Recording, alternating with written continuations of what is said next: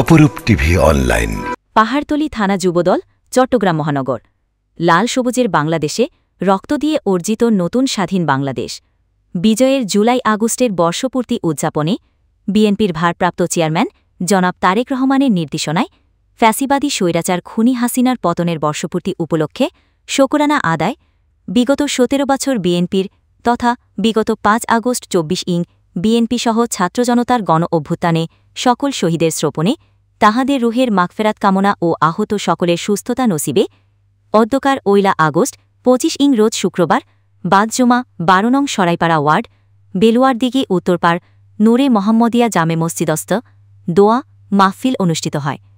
উক্ত দোয়া ও মাহফিলে শহীদ জিয়াউর রহমান বীর উত্তম, ওনার কনিষ্ঠ পুত্র আরাফাত রহমান কোকোয়ের রুহের মাগফেরাত কামনা, সাবেক ৩ বারের সফল প্রধানমন্ত্রী দেশনেত্রী বেগম খালেদা জিয়ার সুস্থতা ও বিএনপির ভারপ্রাপ্ত চেয়ারম্যান দেশনায়ক জনাব তারেক রহমানের দীর্ঘায়ু কামনা এবং থানা তাঁতিদল আহ্বায়ক এনামুল্লাহর চাচাজান মহরম শফিউল্লাহ, থানা যুবদল সংগঠক শাহাদাত তিতাসের শ্রদ্ধেয় আম্মাজান মুছাম্মদ খালেদা বেগমের রুহের মাগফেরাত কামনা ও ওয়ার্ড যুবদল সাবেক আহ্বায়ক সাইফুল আলমের সুস্থতা কামনায় দোয়া মাহফিল মোনাজাত করা হয় বাংলাদেশ জাতীয়তাবাদী যুবদল, পাহাড়তলী থানা, চট্টগ্রাম।